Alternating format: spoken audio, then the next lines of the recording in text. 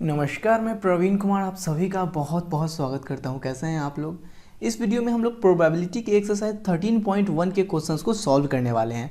लेकिन इसके क्वेश्चंस को सॉल्व करने से पहले हम लोग इस एक्सरसाइज में यूज होने वाले सारे बेसिक को समझेंगे, फिर इसके क्वेश्चंस को सॉल्व करेंगे। अगर आप लोग चैनल पर नए हैं तो प्लीज़ चैनल को सब्सक्राइब कीजिएगा। वीडियो अच्छा लगे तो प्लीज़ वीडियो को लाइक भी ज़रूर कीजिएगा। सबसे पहले हम लोग क्लास 9th 10th में जैसे प्रोबेबिलिटी निकालना सीखे थे उसको देख लेते हैं। देखिए, किसी इवेंट ई के होने का प्रोबेबिलिटी क्या होता है, number of outcomes favourable to E upon number of all possible outcomes of the experiment. जैसे कि देखिए, एक सिक्का को अगर उछाला जाए तो या तो हेड आएगा या तो टेल आएगा। ठीक है, तो अगर कोई पूछे कि हेड आने का प्रोबेबिलिटी क्या होगा, तो देखिए यहाँ पे टोटल आउटकम्स क्या है, टोटल आउटकम्स 2 है, तो हम लोग टोटल आउटकम्स को नीचे लिख लेंगे और जिसका प्रोबेबिलिटी निकालना है उसका टोटल नंबर कितना है, 1। अपने लोग को हेड आने का प्रोबेबिलिटी निकालना है ना, और हेड तो एक ही बार आ रहा है तो 1/2 हो जाएगा प्रोबेबिलिटी ऑफ हेड। ठीक है, उसी प्रकार से अगर प्रोबेबिलिटी ऑफ टेल पूछा जाए तो नीचे हम लोग रखेंगे नंबर ऑफ टोटल आउटकम्स तो 2 है। ठीक है, और ऊपर रखेंगे जिसका प्रोबेबिलिटी निकालना है उसका टोटल नंबर, तो टेल का प्रोबेबिलिटी निकालना है तो यहाँ पे टोटल टेल कितना है, 1, तो प्रोबेबिलिटी ऑफ टेल क्या हो जाएगा, 1/2। बात क्लियर हो रहा है ना। अब देखिए, अगर 2 सिक्के को उछाला जाए, 2 सिक्के को, तो या तो पहला पे हेड आएगा दूसरा पे भी हेड आएगा, या तो पहला पे हेड आएगा दूसरा पे टेल आएगा, या तो पहला पे टेल आएगा दूसरा पे हेड आएगा, या तो पहला पे भी टेल आएगा और दूसरा पे भी टेल आएगा। इसके अलावा कुछ भी हो सकता है क्या। तो अगर आपसे पूछा जाए कि कम से कम एक हेड आने का क्या प्रोबेबिलिटी है, कम से कम एक हेड आने का क्या प्रोबेबिलिटी है, तो सबसे पहले तो नीचे अपना मन से जो टोटल आउटकम्स है उसको रख लीजिएगा। तो टोटल देखिए 1 2 3 4, टोटल 4 आउटकम्स है तो नीचे हम लोग 4 रख देंगे। ठीक है, अब देखिए एटलीस्ट 1 हेड, यानी कम से कम 1 हेड होना चाहिए, ज्यादा से ज्यादा 2 भी हो सकता है लेकिन कम से कम 1 हेड होना चाहिए।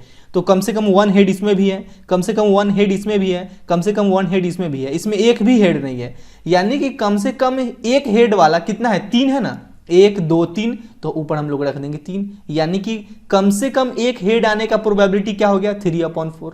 बात समझ रहे हैं नहीं। उसी प्रकार से यहां पे अगर बोला जाए कि प्रोबेबिलिटी ऑफ एग्जैक्टली 1 हेड, यानी कि एग्जैक्टली 1 हेड आने का प्रोबेबिलिटी क्या होगा, तो सबसे पहले तो नीचे टोटल आउटकम्स रख देंगे। देखिए टोटल आउटकम्स क्या है, 1 2 3 4, टोटल 4 आउटकम्स है तो नीचे 4 रख देंगे। अब एग्जैक्टली 1 हेड, देखिए एग्जैक्टली 1 हेड इसमें भी है इसमें भी है, यानी कि एग्जैक्टली 1 हेड का कितना संख्या है, 2 है ना, 1 2, तो यहाँ पे हम लोग रख देंगे 2, यानी 2/4 1/2। एग्जैक्टली 1 हेड आने का प्रोबेबिलिटी क्या हो गया, 1/2। बात क्लियर हो रहा है, समझ में आ रहा है। जैसे कि देखिए एक और एग्जांपल लेते हैं, अगर एक डाइस जो होता है उसको फेंका जाए तो या तो 1 आएगा, या तो 2, या तो 3, या तो 4, या तो 5, या तो 6। ठीक है, अगर पूछा जाए आपसे कि ऑड नंबर आने का प्रोबेबिलिटी क्या है, probability of getting odd number, देखिए पूरा बेसिक से लेकर चल रहे हैं आप लोग, बिल्कुल टेंशन मत लो। Probability of getting odd number क्या होगा, तो नीचे तो पहले टोटल आउटकम्स रखेंगे, टोटल आउटकम्स क्या है, 6 है तो नीचे 6 रख देंगे। अब ऑड नंबर कितना है, देखिए 1 ऑड नंबर है, 3 ऑड नंबर है, 5 ऑड नंबर है, यानी कि 3/6। ठीक है, यही तो हो गया अपने लोग का probability of getting odd number. इसको कैंसिल कर देंगे तो ये आ जाएगा 1/2, यानी कि ऑड नंबर आने का प्रोबेबिलिटी क्या है, 1/2। क्लियर है ना। अब हम लोग देखिए, अब यहाँ पे एक और चीज़ देखते हैं, सबसे पहले इसको मिटा देते हैं।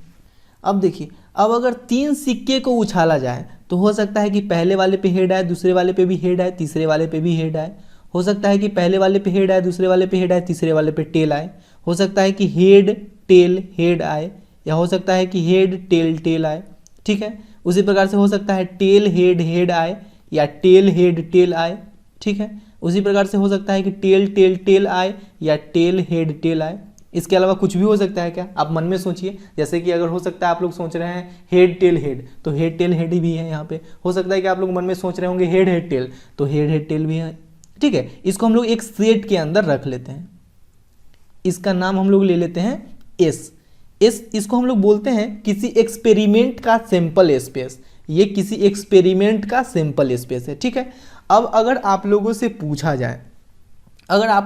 जाए कि हेड हेड टेल आने का क्या प्रोबेबिलिटी है, हेड हेड टेल आने का क्या प्रोबेबिलिटी है, तो सबसे पहले तो नीचे हम लोग टोटल आउटकम्स रख लेंगे। टोटल आउटकम्स कितना है, देखिए 1 2 3 4 5 6 7 8, टोटल आउटकम्स 8 है। अब हेड हेड टेल कितना बार आया है, हेड हेड टेल 1 बार आया है, तो यहाँ पे हम लोग 1 लिख लेंगे, यानी कि हेड हेड टेल आने का प्रोबेबिलिटी क्या हो गया, 1/8। उसी प्रकार से अगर आप लोगों से पूछा जाए कि टेल हेड टेल आने का क्या प्रोबेबिलिटी होगा। तो सबसे पहले तो हम लोग नीचे टोटल आउटकम्स रख लेंगे। अब टेल हेड टेल देखिए कहाँ पे है, टेल हेड टेल एक ही बार आया है तो हम लोग यहाँ पे एक लिख लेंगे, यानी कि टेल हेड टेल आने का भी 1/8 प्रोबेबिलिटी है। इसमें से किसी का भी प्रोबेबिलिटी निकलेगा तो 1/8 ही आएगा। अब अगर मान लीजिए आप लोगों से पूछा जाए कि प्रोबेबिलिटी ऑफ एटलीस्ट 2 हेड, कम से कम 2 हेड आने का क्या प्रोबेबिलिटी है, तो सबसे पहले तो हम लोग नीचे टोटल आउटकम्स रख लेंगे। अब एटलीस्ट 2 हेड, कम से कम 2 हेड कहाँ पे है, देखिए इसमें है कम से कम 2 हेड, ज़्यादा से ज़्यादा 3 भी हो सकता है, कम से कम 2 होना चाहिए, यानी कि ये हो गया, ये हो गया, ये हो गया, ये हो गया, यानी कि यहाँ पे टोटल एटलीस्ट 2 हेड वाला कितना है, 4 है, तो यहाँ पे हम लोग लिख लेंगे 4। इसको कैंसिल करेंगे तो आ जाएगा ये 1/2, यानी कि एटलीस्ट 2 हेड आने का प्रोबेबिलिटी क्या है, 1/2 है। क्लियर है। अब देखिए इसको अभी हम लोग एक और तरीके से देखते हैं, probability of head head tell क्या हो जाएगा। देखिए किसी भी सिक्का को अगर उछालिएगा तो हेड आने का प्रोबेबिलिटी क्या होता है, हेड आने का प्रोबेबिलिटी होता है 1/2, तो यहाँ पे हम लोग लिख लेते हैं 1/2 इंटू किसी भी सिक्का को उछालिएगा तो हेड आने का प्रोबेबिलिटी 1/2 इंटू किसी सिक्का को उछालिएगा तो टेल आने का प्रोबेबिलिटी 1/2। देखिए 1/2 इंटू 1/2 इंटू 1/2 1/8 आ गया। सेम इसी के जैसा है ना, बात समझिएगा। हेड हेड टेल आने का प्रोबेबिलिटी कैसे हम लोग निकाले यहाँ पे, 1/2 इंटू 1/2 इंटू 1/2 इक्वल टू 1/8। उसी प्रकार से अगर पूछें आपसे कि टेल हेड टेल आने का प्रोबेबिलिटी क्या होगा, टेल हेड टेल आने का प्रोबेबिलिटी क्या होगा, तो देखिए टेल आने का प्रोबेबिलिटी किसी सिक्का को उछालिएगा तो 1/2 है, तो 1/2 इंटू हेड आने का भी प्रोबेबिलिटी 1/2 इंटू टेल आने का प्रोबेबिलिटी 1/2, इस तीनों को मल्टीप्लाई कर दिएगा 1/8, टेल हेड टेल आने का भी प्रोबेबिलिटी 1/8 ही होगा। उसी प्रकार से एटलीस्ट 2 हेड आने का क्या प्रोबेबिलिटी होगा, एटलीस्ट 2 हेड आने का प्रोबेबिलिटी कैसे हम लोग निकालेंगे। सबसे पहले उसके लिए हम लोग एक इवेंट तैयार करते हैं। देखिए मान लेते हैं कि ई एक ऐसा इवेंट है, ई एक ऐसा इवेंट है जिसमें कम से कम 2 हेड आता है, तो उसके लिए यहाँ पे एक सेट बनाइए। देखिए कम से कम 2 हेड वाला यहाँ पे लिखिए, ये है हेड हेड टेल है, कम से कम 2 हेड होना चाहिए, हेड हेड हेड, ठीक है, head head tail, head head tail, head tail head, head tail head, और क्या है, और है यहाँ पे tell head head, tail head head, ठीक है। ध्यान से समझिएगा, बहुत आसान है, कुछ मुश्किल नहीं है इस सब में। अब ये एक ऐसा इवेंट है जिसके हर एक आउटकम्स में कम से कम 2 हेड है, तो अगर आप लोगों से पूछा जाए कि प्रोबेबिलिटी ऑफ इवेंट ई क्या होगा, प्रोबेबिलिटी ऑफ इवेंट ई, यानी कि हम लोग इनडायरेक्टली ऐसा भी बोल सकते हैं कि कम से कम 2 हेड आने का प्रोबेबिलिटी क्या होगा। तो प्रोबेबिलिटी ऑफ ई कैसे निकालेंगे, देखिए किसी भी इवेंट का प्रोबेबिलिटी निकालने के लिए उसके अंदर जितने भी आउटकम्स है उन सारे के प्रोबेबिलिटी को ऐड कर देते हैं, यानी कि probability of E equal to हो जाएगा probability of H H H, H H H plus probability of H H T, probability of H H T plus probability of H T H, probability of H T H plus probability of T H H, probability of T H H, ठीक है। देखते रहिएगा, आप लोग को अच्छे से समझ में आ जाएगा। देखिए हेड हेड हेड आने का क्या प्रोबेबिलिटी है, 1/8 प्लस हेड हेड टेल आने का भी प्रोबेबिलिटी 1/8 है। यहाँ पे हम लोग निकाल कर आप लोग को बताया है ना कि हेड हेड, यहाँ से कुछ भी निकालिए, हेड हेड हेड का प्रोबेबिलिटी या हेड टेल हेड का प्रोबेबिलिटी है 1/8 ही आएगा। तो 1/8 प्लस 1/8, इसका भी प्रोबेबिलिटी 1/8 प्लस इसका भी प्रोबेबिलिटी 1/8, ये क्या आ गया, ये आ गया 4/8, यानी कि 1/2, यानी कि इवेंट ई के होने का प्रोबेबिलिटी क्या आ गया, 1/2। इवेंट ई के होने का प्रोबेबिलिटी यानी कि एटलीस्ट 2 हेड आने का प्रोबेबिलिटी 1/2 आ गया। यहां से भी हम लोग एटलीस्ट 2 हेड आने का प्रोबेबिलिटी 1/2 ही निकाले हैं। बात समझ में आ रहा है कि नहीं। अब देखिए उसी प्रकार से अगर पूछा जाए कि फर्स्ट क्वाइन पे टेल आने का क्या प्रोबेबिलिटी होगा, tail on first coin, tail on first coin, देखिए तो सबसे पहले तो नीचे टोटल आउटकम्स रख लेंगे। टोटल आउटकम्स क्या है, टोटल आउटकम्स है 8। अब फर्स्ट क्वाइन पे टेल किस किस पे है, देखिए फर्स्ट क्वाइन पे टेल इस पे है, इस पे है, इस पे है एंड इस पे है। टोटल नंबर कितना है, 4 है, तो 4/8 यानी कि 1/2, यानी कि फर्स्ट क्वाइन पे टेल आने का प्रोबेबिलिटी क्या हो गया, 1/2। अब इस तरीके से हम लोग बनाते हैं। सबसे पहले तो हम लोग एक इवेंट तैयार कर लेते हैं। मान लेते हैं कि ये इवेंट एफ है जिसके सारे सेट में जो आउटकम्स होगा उसके फर्स्ट क्वाइन पे टेल होगा।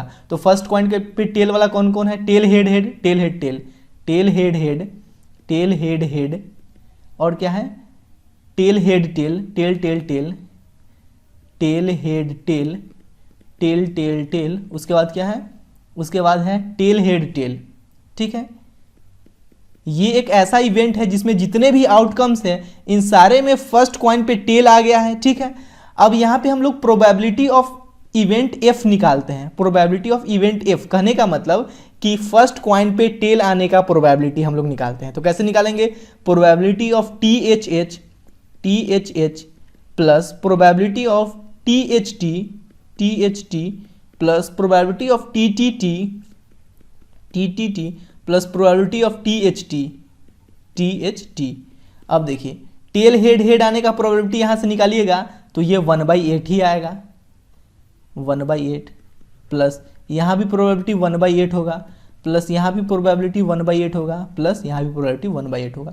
इन सबको ऐड कीजिएगा 4/8 यानी कि 1/2। तो प्रोबेबिलिटी ऑफ इवेंट एफ क्या आ गया, 1/2, यानी कि फर्स्ट कॉइन पे टेल आने का क्या प्रोबेबिलिटी हो गया, 1/2। यहाँ से भी 1/2 आया, यहाँ से भी 1/2। तो ये तो तरीका है क्लास 10th वाला, इसको आप लोग भूल जाइए। ये तो आप लोग को समझाने के लिए मैंने बताया है कि ऐसे हम लोग क्लास 10th में निकालते थे। ठीक है, अभी ये तरीका समझिए, ये तरीका अच्छे से समझ में आया। अब देखिए, अब अगर अपने लोग से पूछा जाए कि ई इंटरसेक्शन एफ क्या होगा, ई इंटरसेक्शन एफ, इंटरसेक्शन ई, देखिए इवेंट ई यहाँ पे लिखा हुआ है, इवेंट एफ यहाँ पे लिखा हुआ है। अब इस दोनों में जो कॉमन होगा वही ई इंटरसेक्शन एफ होगा। तो इस दोनों में कॉमन कौन सा है, इस दोनों में कॉमन है टेल हेड हेड, यही टेल हेड हेड कॉमन है ना। तो ई इंटरसेक्शन एफ हो जाएगा टेल हेड हेड। बात को ध्यान से समझिए। अब आपसे पूछा जाए कि probability of E intersection F क्या होगा, यानी कि इसका प्रोबेबिलिटी क्या होगा, तो ऑब्वियस सी बात है इसका प्रोबेबिलिटी तो 1/8 ही ना होगा। यहां से अगर टेल हेड हेड का प्रोबेबिलिटी निकालिएगा, टेल हेड हेड का, तो इसका प्रोबेबिलिटी तो 1/8 ही ना होगा। तो probability of E intersection F क्या आ गया, 1/8। ये बात अच्छे से समझ में आया है कि नहीं, पहले ये कमेंट करके बताओ। ठीक है, अब आगे बढ़ते हैं। अब हम लोग समझते हैं कि कंडीशनल प्रोबेबिलिटी क्या होता है। देखो घबराना बिल्कुल मत, बस वीडियो को पूरा देखना, हर एक पॉइंट अच्छे से क्लियर हो जाएगा। नाम से ही स्पष्ट है कि वैसा प्रोबेबिलिटी जिसमें कुछ कंडीशन अप्लाई हो उसको हम लोग कंडीशनल प्रोबेबिलिटी बोलते हैं। जैसे कि मान लेते हैं ई एंड एफ दो इवेंट हैं, जिसमें इवेंट एफ जो है ये ऑलरेडी हो चुका है, तो इवेंट ई के होने का प्रोबेबिलिटी क्या होगा। कंडीशन लगा दिया गया ना कि इवेंट एफ अगर हो चुका है तो इवेंट ई के होने का प्रोबेबिलिटी क्या होगा। यहाँ पे वही बात लिखा गया है कि probability of the event E is called conditional probability of E given that f has already occurred and is denoted by probability of e by f। देखो जो इवेंट हो रखा है उसको हम लोग नीचे लिखेंगे और जिसका प्रोबेबिलिटी निकालना है उसको ऊपर लिखेंगे। जैसे यहाँ पे अपने लोग को निकालना है probability of e when event f has already occurred, तो probability of e by f क्या हो जाएगा, probability of E intersection F upon probability of F. घबराओ बिल्कुल मत, हर एक पॉइंट अच्छे से क्लियर हो जाएगा। इस फॉर्मूले का मतलब क्या होता है ये भी मैं समझाऊंगा। ठीक है, इसी बात को हम लोग ऐसे भी लिख सकते हैं, number of outcomes in E intersection F upon number of outcomes in event F. ठीक है, देखो अब एक सिंपल सा एग्जाम्पल के थ्रू हम लोग समझते हैं कि कंडीशनल प्रोबेबिलिटी क्या होता है। क्वेश्चन में बोला जा रहा है कि a die is rolled and it is known that number appearing is even, what is probability that number appeared is 6। मान लेते हैं कि आप लोगों से केवल यहां से लेकर यहां तक क्वेश्चन पूछा जाए कि अगर एक डाई को फेंका जाता है तो 6 आने का क्या प्रोबेबिलिटी होगा। देखिए एक डाई को अगर फेंका जाता है तो सिंपल स्पेस क्या होगा, या तो 1 आएगा, या तो 2 आएगा, या तो 3, या तो 4, या तो 5, या तो 6। अब यहाँ पे 6 आने का प्रोबेबिलिटी क्या होगा, यहाँ पे 6 आने का प्रोबेबिलिटी हो जाएगा 1/6। लेकिन यहाँ पे क्वेश्चन में बोला गया है कि एक डाई को फेंका जाता है और जो नंबर आता है वो केवल इवन नंबर ही होता है। एक डाई को फेंकने के बाद जो नंबर आता है वो केवल इवन नंबर ही होता है। तो अपने लोग का सिंपल स्पेस क्या हो जाएगा, 2, 4, 6। एक डाई को फेंकने के बाद इवन नंबर ही केवल आता है, इसका मतलब या तो 2 आ रहा होगा, या तो 4 आ रहा होगा, या तो 6 आ रहा होगा। अब पूछा जा रहा है कि अब बताइए इसमें से 6 आने का क्या प्रोबेबिलिटी होगा। तो 6 आने का प्रोबेबिलिटी यहाँ पे क्या हो जाएगा, यहाँ पे 6 आने का प्रोबेबिलिटी हो जाएगा 1/3। ठीक है ना। तो इसमें कंडीशन लगा दिया गया है कि डाई को फेंकने के बाद इवन नंबर ही आता है, अब उसमें से 6 आने का क्या प्रोबेबिलिटी होगा, तो इसको हम लोग कंडीशनल प्रोबेबिलिटी बोलेंगे। इसमें कोई कंडीशन अप्लाई नहीं है। ठीक है ना। तो जिस सिंपल सा बात है कि जिसमें कंडीशन अप्लाई कर दिया जाए उसको हम लोग कंडीशनल प्रोबेबिलिटी बोलते हैं। इसको एक और एग्जांपल के थ्रू समझते हैं। अब मान लेते हैं कि दो सिक्का को उछाला जा रहा है, तो सिंपल स्पेस में क्या क्या होगा, या तो दोनों सिक्का पे हेड आएगा, या पहले वाले पे हेड दूसरे वाले पे टेल आएगा, या पहले वाले पे टेल दूसरे वाले पे हेड होगा, या दोनों सिक्का पे टेल होगा। ठीक है, अब यहाँ पे हम लोग दो इवेंट तैयार करते हैं, event E and event F. Event E में दोनों सिक्का पे हेड आ रहा है एंड इवेंट एफ में कम से कम एक हेड है, ज्यादा से ज्यादा दो भी हो सकता है लेकिन कम से कम एक हेड है। अब आप लोगों से बोला जाए कि दोनों सिक्का पे हेड आने का क्या प्रोबेबिलिटी होगा, यानी कि प्रोबेबिलिटी ऑफ ई क्या होगा, तो probability of E equal to हो जाएगा 1/4। 1/4 होगा ना, यहाँ पे टोटल आउटकम्स 4 है एंड हेड कितना बार आया, 1 बार, तो 1/4 हो जाएगा। प्रोबेबिलिटी ऑफ एफ क्या होगा, probability of F equal to हो जाएगा, पहले तो नीचे टोटल आउटकम्स लिख लेंगे, टोटल आउटकम्स 4 है, अब यहाँ पे 3 है तो 3/4। प्रोबेबिलिटी ऑफ एफ यानी कि एटलीस्ट 1 हेड आने का प्रोबेबिलिटी है 3/4 एंड दोनों सिक्का पे हेड आने का प्रोबेबिलिटी है 1/4। ठीक है, यहां तक बात समझ रहे हैं। अब अगर आप लोगों से कंडीशनल प्रोबेबिलिटी पे आधारित क्वेश्चन पूछा जाए कि अगर इवेंट एफ हो गया है, अगर इवेंट एफ हो गया है तब इवेंट ई के होने का क्या प्रोबेबिलिटी है, यानी कि probability of E by F आप लोगों से पूछा जा रहा है। बात को समझिएगा, क्या बोले हैं कि अगर इवेंट एफ हो गया है तब इवेंट ई के होने का क्या प्रोबेबिलिटी है। तो देखिए, जैसे कि यहाँ पे एक डाई को फेंके थे तो इवन नंबर आ रहा था, तो सिंपल स्पेस हम लोग इसी को लिए हैं, तो प्रोबेबिलिटी ऑफ 6 क्या हो गया, 1/3। उसी प्रकार से यहाँ पे बोला जा रहा है कि इवेंट एफ हो गया है, यानी कि ये इवेंट जो है ये इवेंट हो गया है, तो प्रोबेबिलिटी ऑफ ई क्या होगा, तो अगर ये इवेंट हो गया है ना तो हम लोग सैंपल स्पेस इसी को लेंगे, तो यहाँ पे टोटल आउटकम्स क्या है सैंपल स्पेस में, 3 है, 1 2 3। ठीक है, अब बोला जा रहा है कि प्रोबेबिलिटी ऑफ ई यानी कि दोनों सिक्का पे हेड आने का क्या प्रोबेबिलिटी होगा, तो दोनों सिक्का पे हेड एक बार आया है तो 1/3। बात समझे कि नहीं, एक बार और समझाते हैं। देखिए, यहां आप लोगों से पूछा जा रहा है कि probability of E when event F has already occurred, तो जो इवेंट हो चुका होता है ना उसी को हम लोग सैंपल स्पेस लेंगे। यहां पे हम लोग इवेंट एफ को सैंपल स्पेस लेंगे, तो टोटल आउटकम्स क्या है, 3 है। अब देखिए, अब अपने लोगों से पूछा जा रहा है कि दोनों सिक्का पे हेड आने का प्रोबेबिलिटी, तो दोनों सिक्का पे हेड कितना बार आया है, एक बार, तो 1/3, यानी कि probability of E by F क्या हो जाएगा, 1/3। अब इसी चीज को हम लोग इस फॉर्मूले पे देखते हैं, इस फॉर्मूले पे कैसे सॉल्व करेंगे। देखिए, probability of E by F equal to है probability of E intersection F, तो सबसे पहले हम लोग ई इंटरसेक्शन एफ निकाल लेते हैं, ई इंटरसेक्शन एफ। देखिए, ई इंटरसेक्शन एफ यानी कि इस दोनों में कॉमन क्या है, इस दोनों में कॉमन एच एच है, तो ई इंटरसेक्शन एफ हो जाएगा एच एच। ठीक है, अब probability of E intersection F अपने लोग को चाहिए ना, तो probability of E intersection F हम लोग निकाल लेते हैं, यानी कि एच एच आने का प्रोबेबिलिटी क्या होगा। आप लोग को शुरू में भी बता रखे हैं कि अगर डायरेक्ट आप लोग निकाला चाहते हैं तो यहाँ पे किसी सिक्का को उछालिएगा तो हेड आने का प्रोबेबिलिटी क्या, 1/2 इंटू 1/2, 1/4 हो जाएगा, यानी कि हेड आने का प्रोबेबिलिटी 1/4। यहां से भी आप लोग से देख सकते हैं टोटल आउटकम्स क्या है, 4 है, तो हेड आने का प्रोबेबिलिटी 1/4 हो गया। अब प्रोबेबिलिटी ऑफ एफ क्या है, प्रोबेबिलिटी ऑफ एफ यहां पे हम लोग निकाले हैं 3/4, तो probability of E by F क्या हो जाएगा, probability of E by F यानी कि probability of E when F has already occurred, तो ऊपर हम लोग क्या रखेंगे, probability of E intersection F, तो probability of E intersection F क्या है, 1/4, तो 1/4, और नीचे क्या रखेंगे, probability of F, probability of F क्या है, 3/4, 3/4। अब देखिए 4 से 4 कैंसिल हो गया तो 1/3, यहां भी 1/3 आया, यहां भी 1/3। अब इस फॉर्मूले का भी यूज कर सकते हैं। इस फॉर्मूले का कैसे यूज करना है, यहां पे लिखा गया है number of outcomes in E intersection F, यानी कि ई इंटरसेक्शन एफ में कितना आउटकम्स है, एक आउटकम है तो एक, upon number of outcome in F, number of outcome F में क्या है 1 2 3, तो 3, 1/3, यहां से भी 1/3 आ गया। ठीक है ना, तो बात समझ रहे हैं कंडीशनल प्रोबेबिलिटी का मतलब क्या होता है और फॉर्मूला कैसे यूज होता है, ये भी समझ में आ गया अच्छे से। अब हम लोग नेक्स्ट टॉपिक पे चलते हैं, प्रॉपर्टीज ऑफ कंडीशनल प्रोबेबिलिटी। बहुत सारे स्टूडेंट्स को यूनियन एंड इंटरसेक्शन में भी प्रॉब्लम होता है, तो देखिए बहुत आसान है।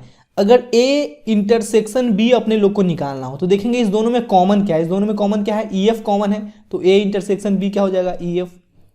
अब ए यूनियन बी अगर निकालना हो तो कैसे निकालेंगे, देखो बहुत आसान है।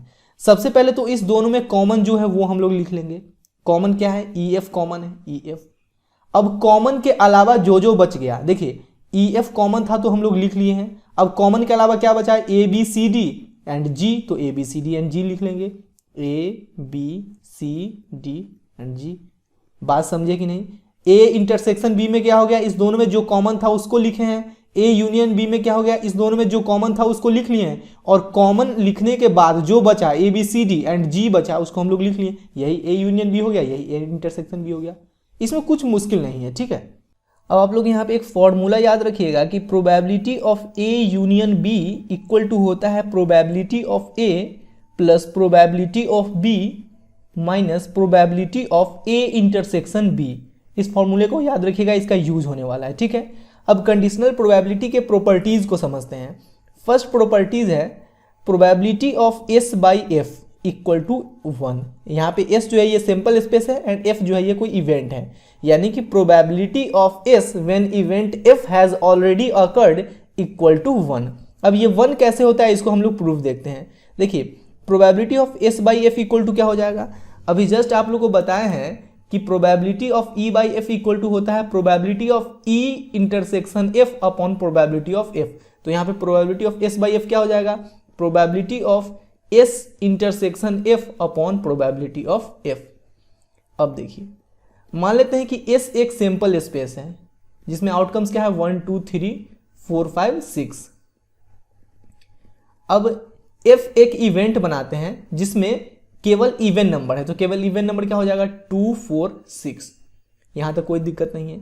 अब देखिए अगर हम लोग एस इंटरसेक्शन एफ निकालें, एस इंटरसेक्शन एफ, तो एस इंटरसेक्शन एफ क्या हो जाएगा, इस दोनों में कॉमन क्या है, इस दोनों में कॉमन है 2 4 6, तो यहां पे आ जाएगा 2 4 6। अब देखिए 2 4 6 यहां पे।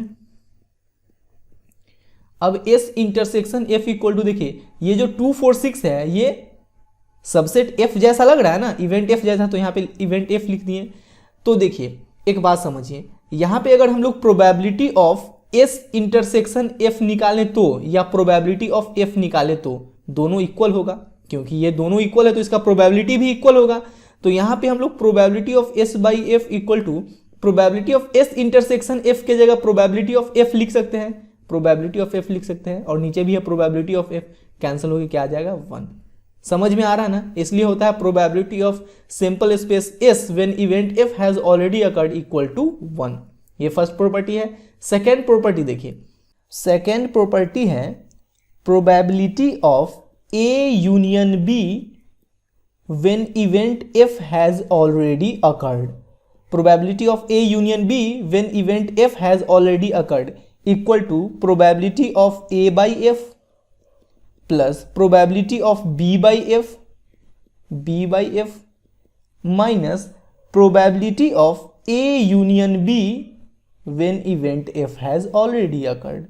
बात समझ रहे हैं कि नहीं। Probability of A union B when event F has already occurred equal to क्या हो जाएगा, probability of A by F plus probability of B by F minus probability of A intersection B when event F has already occurred. अब third and last property है probability of event E not happening when event F has already occurred. ये हो जाएगा 1 minus probability of E when F has already occurred. यानी कि event E के नहीं होने का प्रोबेबिलिटी क्या होगा, जब इवेंट एफ ऑलरेडी हो चुका है। तो यहाँ पे इसको हम लोग करेंगे क्या कि probability of E by F को 1 से सब्ट्रैक्ट कर देंगे। बहुत आसान है, सिंपल सा तो बात है। अब चलिए हम लोग क्वेश्चन सॉल्व करते हैं। जैसे कि आप लोग को पता होना चाहिए कि किसी भी चीज़ के होने का मैक्सिमम प्रोबेबिलिटी 1 होता है। जैसे कि अगर एक डाई को आप लोग फेंकते हो तो या तो 1 आएगा, या तो 2, या तो 3, या तो 4, या तो 5, या तो 6। अब कोई पूछे कि 2 आने का क्या प्रोबेबिलिटी होगा, 2 आने का प्रोबेबिलिटी क्या हो जाएगा 1/6। अब कोई पूछे कि 2 नहीं आने का क्या प्रोबेबिलिटी होगा, 2 नहीं आने का, तो 1 में से 1/6 को सब्ट्रैक्ट कर देंगे, यानी कि 5/6। 2 नहीं आने का प्रोबेबिलिटी हो जाएगा 5/6। उसी प्रकार से यहाँ पे बोला जा रहा है कि probability of event E not happening when event F has already occurred, तो क्या करेंगे 1 minus probability of E when event F has already occurred. Clear है, सिंपल सा बात है, इसको याद रखिएगा। आप चलिए क्वेश्चन सॉल्व करते हैं हम लोग। फर्स्ट क्वेश्चन में बोला जा रहा है given that E and F are events such that probability of E equal to 0.6, probability of F equal to 0.3 and probability of E intersection F equal to 0.2। Find probability of E by F and probability of F by E. देखिए सबसे पहले हम लोग probability of E by F निकालते हैं। अभी just हम लोग फॉर्मूला पढ़े हैं कि probability of E by F equal to हो जाएगा probability of E intersection F upon probability of F. तो probability of E intersection F क्या है, probability of E intersection F है 0.2, प्रोबेबिलिटी ऑफ एफ क्या है, प्रोबेबिलिटी ऑफ एफ क्या है 0.3, पॉइंट से पॉइंट कैंसिल, तो ये आ गया आंसर 2/3। अब हम लोग निकाल लेते हैं प्रोबेबिलिटी ऑफ एफ बाई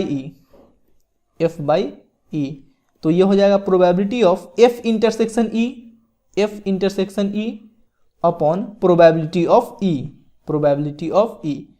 अब देखिए ई इंटरसेक्शन एफ या एफ इंटरसेक्शन ई दोनों एक ही बात है, तो probability of F intersection E की जगह लिख लेते हैं E intersection F upon probability of E.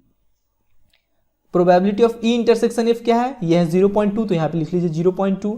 Probability of ई क्या है 0.6, तो 0.6, पॉइंट से पॉइंट कैंसिल, 2 3 जा 6, तो ये आ गया 1/3। यही अपने लोग का आंसर है। क्लियर है, फॉर्मूला बेस्ड है, बहुत आसान है। अब सेकेंड क्वेश्चन में अपने लोग को probability of A by B निकालना है। Probability of B equal to 0.5 है and probability of A intersection B equal to 0.32 है। देखिए बहुत आसान है, probability of A by B equal to क्या हो जाएगा, ये हो जाएगा probability of A intersection B upon probability of B. तो probability of A intersection B क्या दिया गया है 0.32, प्रोबेबिलिटी ऑफ बी क्या है 0.5। अब देखिए इस पॉइंट के बदले नीचे 100 आ जाएगा, अब इस पॉइंट के बदले ऊपर 10 चला जाएगा, तो 10 10 जा 100, तो अब इसको कैंसिल करेंगे तो देखिए ये 2 5 जा 10, 2 16 जा 32, तो ये आएगा 16/25। यही अपने लोग का आंसर है।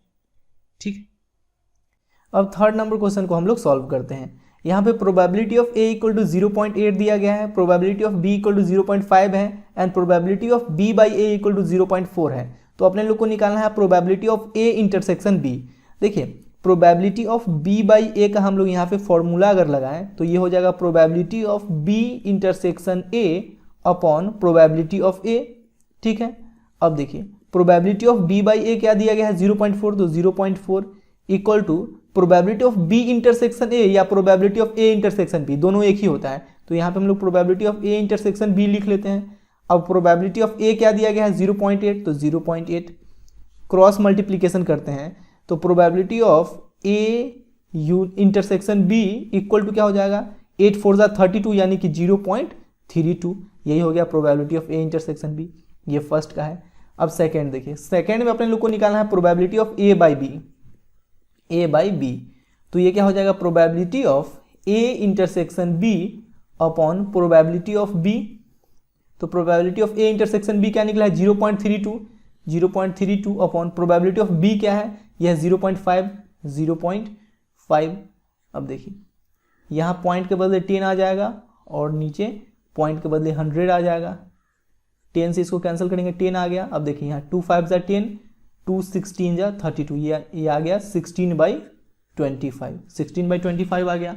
ठीक है, इसको अगर आप सॉल्व कीजिएगा, इसको अगर पॉइंट में कन्वर्ट कीजिएगा तो probability of A by B equal to क्या आ जाएगा, अगर इसको पॉइंट में कन्वर्ट कीजिएगा ना तो ये आ जाएगा 0.64। ठीक है, 25 से अगर 16 को डिवाइड कीजिएगा तो 0.64 आ जाएगा। अब इसके थर्ड में अपने लोग को निकालना है probability of A union B. इसका फॉर्मूला याद रखिएगा, ये हो जाएगा probability of A plus probability of B minus probability of A intersection B. ठीक है, देखिए प्रोबेबिलिटी ऑफ ए क्या है, प्रोबेबिलिटी ऑफ ए दिया गया है क्वेश्चन में, यहाँ पे है 0.8, तो यहाँ पे लिख लेंगे 0.8 प्लस प्रोबेबिलिटी ऑफ बी क्या है 0.5, तो 0.5 minus probability of A intersection B क्या है, probability of A intersection B है 0.32। 0.8 प्लस 0.5 ये हो जाएगा 1.3 माइनस 0.32। अब इसको सब्ट्रैक्ट कीजिएगा तो ये क्या हो जाएगा, ये हो जाएगा 0.98। यही अपने लोग का आंसर है। क्लियर है। क्वेश्चन नंबर 4 में अपने लोग को probability of A union B निकालना है। सबसे पहले तो जो दिया गया है उसको हम लोग लिख लेते हैं। Given 2 into probability of A equal to क्या है 5/13, 5/13 है ना, तो probability of A equal to क्या हो जाएगा, 2 को इधर शिफ्ट कीजिएगा तो ये हो जाएगा 5/26। उसी प्रकार से probability of B equal to क्या है, probability of B equal to है 5/13। यहाँ तो कोई दिक्कत नहीं है। अब probability of A by B equal to क्या दिया गया है, and probability of A by B equal to दिया गया है 2/5। अब देखिए probability of A union B का फॉर्मूला होता है probability of A plus probability of B minus probability of A intersection B. तो सबसे पहले probability of A intersection B निकालना पड़ेगा। देखिए probability of A by B का यहाँ फॉर्मूला अप्लाई करें तो ये हो जाएगा probability of A intersection B upon probability of B. Probability of A by B दिया गया है 2/5, तो यहाँ पे लिख लेते हैं 2/5 equal to probability of A intersection B, तो अपने लोग को निकालना ही है। प्रोबेबिलिटी ऑफ बी क्या दिया गया है, प्रोबेबिलिटी ऑफ बी दिया गया है 5/13, तो 5/13, तो नीचे वाला 13 यहाँ ऊपर आ जाएगा तो इंटू 13। अब क्रॉस मल्टीप्लीकेशन हम लोग करते हैं। सबसे पहले तो ये 5 से 5 कैंसिल हो जाएगा, ठीक है। अब ये 13 मल्टीप्लाई में इधर आएगा डिवाइड में, तो probability of A intersection B equal to क्या हो गया 2/13। अब हम लोग निकालते हैं probability of A union B. Now probability of A union B equal to, ये फॉर्मूला होता है याद रखना, probability of A plus probability of B minus probability of A intersection B. तो प्रोबेबिलिटी ऑफ ए क्या है, प्रोबेबिलिटी ऑफ ए है 5/26 plus probability of B क्या है, प्रोबेबिलिटी ऑफ बी है 5/13 minus probability of A intersection B क्या है 2/13। LCM लेंगे तो ये आ जाएगा 26, ठीक है। ये आ जाएगा 5, 13 2 जा 26, तो 5 2 जा 10 प्लस 10 माइनस 13 2 जा 6 2 2 जा 4, 10 5 15 15 माइनस 4 11 11/26। यही अपने लोग का हो गया probability of A union B. Clear. अब क्वेश्चन नंबर 5 में अपने लोग को probability of A, probability of B and probability of A union B दे दिया गया है, तो probability of A intersection B निकालना है। देखिए बहुत आसान है। Probability of A union B का क्या फॉर्मूला होता है, A union B equal to होता है probability of A plus probability of B minus probability of A intersection B, ये होता है। अब देखो probability of A union B दिया गया है 7/11 equal to probability of A दिया गया है 6/11 प्लस प्रोबेबिलिटी ऑफ बी दिया गया है 5/11 माइनस, ये अपने लोग को निकालना ही है ए इंटरसेक्शन बी, ठीक है। अब देखिए इस माइनस वाले को इधर लेकर आते हैं, इसको उधर शिफ्ट करें तो माइनस इधर आएगा तो प्लस में हो जाएगा, तो probability of A intersection B equal to, इसको उधर शिफ्ट कर देते हैं तो 6/11 प्लस 5/11 माइनस 7/11, एलसीएम लेंगे तो ये हो जाएगा 11। अब 6 5 11 माइनस 7 यानी कि 4/11। Probability of A intersection B क्या आ गया 4/11। अब निकालना है probability of A by B. Probability of A by B equal to क्या हो जाएगा, देखिए probability of A intersection B upon probability of B. तो probability of A intersection B क्या है 4/11। प्रोबेबिलिटी ऑफ बी क्या है, प्रोबेबिलिटी ऑफ बी है 5/11। 11 से 11 कैंसिल हो गया तो 4/5 आ गया आंसर, ठीक है। अब थर्ड में निकालना है probability of B by A. Probability of B by A, तो ये क्या हो जाएगा probability of B intersection A upon probability of A. अब देखिए probability of B intersection A लिखे या ए इंटरसेक्शन बी, दोनों बात सेम ही होता है, ठीक है। प्रोबेबिलिटी ऑफ ए, तो ए इंटरसेक्शन बी क्या है, probability of A intersection B यहाँ पे हम लोग निकाले हैं 4/11, तो 4/11 बाई प्रोबेबिलिटी ऑफ ए क्या दिया गया है 6/11। 11 से 11 कट गया, 2 2 जा 4 2 3 जा 6, यानी कि आंसर आ गया 2/3। यही आंसर। क्लियर, आसान है, सारा फॉर्मूला बेस्ड है। अब बोला जा रहा है determine probability of E by F in exercises 6 to 9। 6 से लेकर 9 तक जितने भी क्वेश्चन है उसमें अपने लोग को probability of E by F निकालना है। क्वेश्चन नंबर 6 में बोला जा रहा है एक कॉइन इज टॉस्ड 3 टाइम्स, एक सिक्के को 3 बार उछाला जाता है, तो क्या क्या आउटकम्स होगा उसका हम लोग एक सैंपल स्पेस तैयार कर लेते हैं। देखिए अगर एक सिक्के को 2 बार उछाला जाता है तो या तो हेड हेड आएगा, या तो हेड टेल आएगा, या तो टेल हेड आएगा, या तो टेल टेल आएगा, ठीक है। अब अगर इसी सिक्के को 3 बार उछाला जाए तो देखिए हेड हेड, उसके बाद हो सकता है टेल आए, हेड हेड, उसके बाद हो सकता है हेड ही आए। अब देखिए अब है क्या हेड टेल, तो हेड टेल के बाद हो सकता है कि हेड आए, या हो सकता है कि हेड टेल के बाद टेल ही आ जाए। अब क्या है टेल हेड, तो देखिए हो सकता है कि टेल हेड के बाद हेड ही आए, या टेल हेड के बाद टेल आए, ठीक है।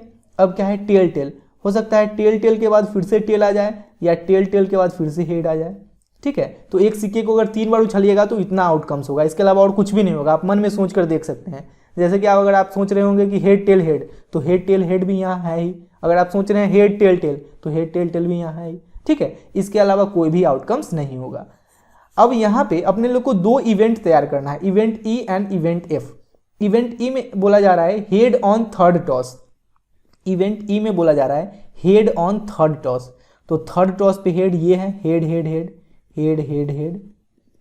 थर्ड टॉस पे हेड इस पे भी है, तो head tail head. Third toss पे हेड होना चाहिए, ये भी है tail head head tail head head. और क्या है, tail tail head tail tail head. Third toss पे हेड वाला ये इवेंट हो गया। अब इवेंट एफ में बोला जा रहा है heads on first 2 tosses. First 2 toss पे हेड होना चाहिए। तो उसके लिए देखिए फर्स्ट 2 टॉस पे हेड यहाँ पे है, head head tail head head tell. यहाँ भी फर्स्ट 2 टॉस पे हेड है, तो head head head head head head. अब देखिए फर्स्ट 2 टॉस पे हेड होना चाहिए, अब कुछ भी नहीं है, ठीक है। अब अपने लोग को निकालना है probability of E by F. देखिए यहाँ पे बोला गया probability of E by F निकालने के लिए।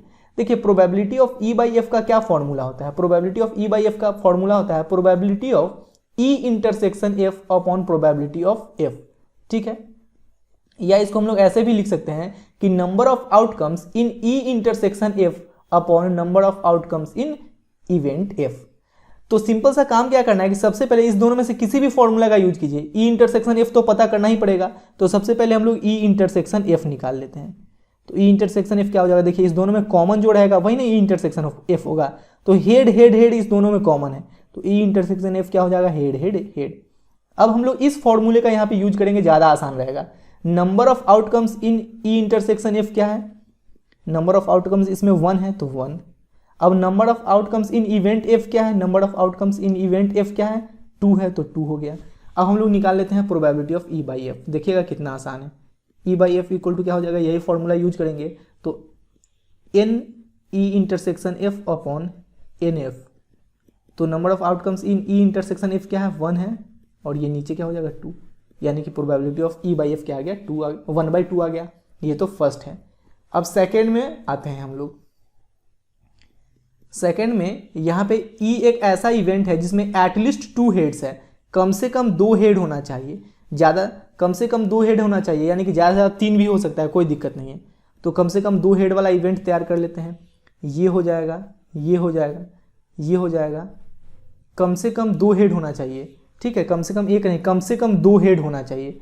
अब ये है, ये तो कम से कम एक ही हेड वाला है ना, कम से कम 2 हेड होना चाहिए, इसके अलावा और कुछ भी नहीं है। तो head head tail head head tail head head head head tail head tail head head, ये कम से कम 2 हेड वाला हो गया, ठीक है। अब इवेंट एफ में बोला जा रहा है एटमोस्ट 2 हेड्स, यानी कि ज़्यादा से ज़्यादा 2 हेड होना चाहिए। कम से कम एक भी हो या नहीं भी हो तो चलेगा, लेकिन ज़्यादा से ज़्यादा 2 हेड होना चाहिए, ठीक है। ज़्यादा से ज़्यादा 2 ही हेड होना चाहिए। तो ज़्यादा से ज़्यादा 2 हेड वाला ये है, ये तो ज़्यादा से ज़्यादा 3 हेड वाला हो गया ना। ज़्यादा से ज़्यादा 2 हेड वाला ये है, ये है। ज़्यादा से ज़्यादा 2 हेड, कम से कम एक ही हेड भी हो सकता है, कम से कम एक हेड भी हो सकता है, या हेड नहीं हो फिर भी चलेगा, लेकिन ज़्यादा से ज़्यादा 2 हेड होना चाहिए, 3 नहीं होना चाहिए। तो ये हो जाएगा head head tail head head tail head tail head head tail head head tail tail head tail tail, ठीक है। हेड टेल टेल के बाद tail head head tail head head tail head tail tail tail tail and tail tail head, ठीक है। ये हो गया। अब अपने लोग को निकालना है ई इंटरसेक्शन एफ। ई इंटरसेक्शन एफ क्या हो जाएगा, देखिए इस दोनों में कॉमन क्या है, इस दोनों में कॉमन क्या है, इस दोनों में कॉमन है head head tail head head tail head tail head head tail head tail head head, यही कॉमन है, ठीक है।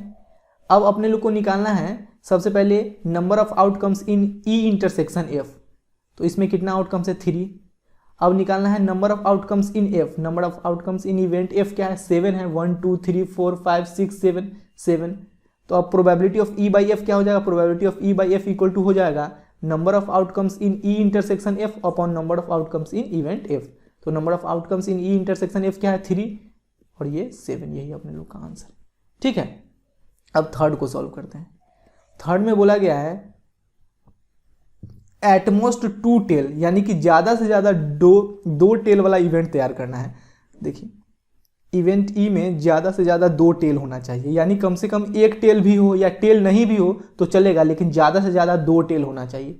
तो ज़्यादा से ज़्यादा 2 टेल वाला इसमें से सारा होगा सिर्फ इसको छोड़कर, क्योंकि ये ज़्यादा से ज़्यादा 3 टेल वाला हो गया ना, तो ज़्यादा से ज़्यादा 2 टेल वाला ये भी होगा। अगर इसमें टेल नहीं है फिर भी चलेगा, लेकिन ज़्यादा से ज़्यादा 2 टेल होना चाहिए, 3 टेल नहीं होना चाहिए। तो इसको छोड़कर बाकी बात सारा हो जाएगा। देखिए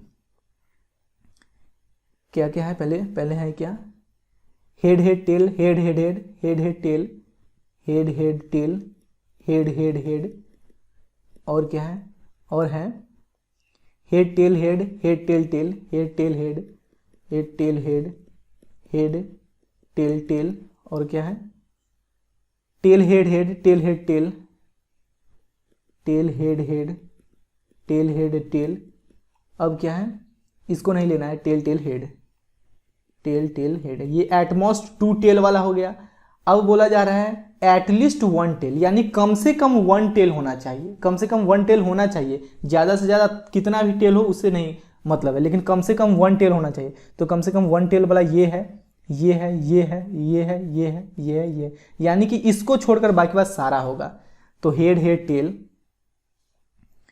इवेंट एफ में लिख लेते हैं हेड हेड टेल, इसको छोड़कर बाकी बात सारा होगा, head tail head, head tail tail, tail head head, ठीक है, tail head head, tail head tail, tail tail head and tail tail tail हो जाएगा। ये हो गया, ठीक है। कम से कम यहाँ पे क्या बोला गया, कम से कम 1 टेल, ज़्यादा से ज़्यादा कितना भी टेल हो चलेगा, लेकिन कम से कम 1 टेल होना ही चाहिए, और इसमें तो एक भी टेल नहीं है। अब यहाँ पे अपने लोग को निकालना है सबसे पहले ई इंटरसेक्शन एफ, ई इंटरसेक्शन एफ।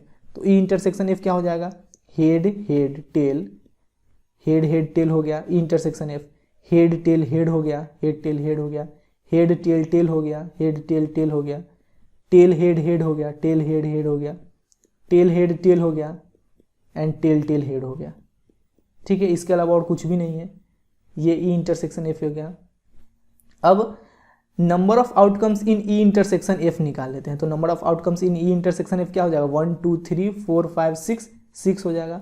अब number of outcomes in event F निकाल लेते हैं। तो number of outcomes in event F क्या है, 1 2 3 4 5 6 7। तो probability of E by F क्या हो जाएगा, E by F equal to हो जाएगा number of outcomes in E intersection F upon number of outcomes in event F.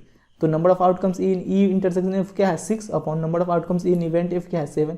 6/7 यही अपने लोग का आंसर, ठीक है। अब क्वेश्चन नंबर 7 में आते हैं। देखिए यहाँ भी अपने लोग को probability of E by F निकालना है। 6 से लेकर 9 तक जितना भी क्वेश्चन है ना, उसमें अपने लोग को probability of E by F निकालना है। यहाँ बोला गया है 2 कॉइन्स आर टॉस्ड 1। सबसे पहले तो हम लोग एक सैम्पल स्पेस बना लेते हैं। अगर 2 सिक्के को उछालाया तो या तो हेड हेड आएगा, या तो हेड टेल आएगा, या तो टेल हेड आएगा, या तो टेल टेल आएगा। इसके अलावा कुछ भी नहीं है।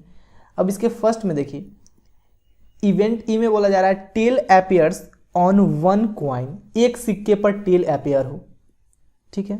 तो एक सिक्के पर टेल इस पे है, इस पे है, तो ये हो जाएगा head tail, head tell and tell head, ठीक है।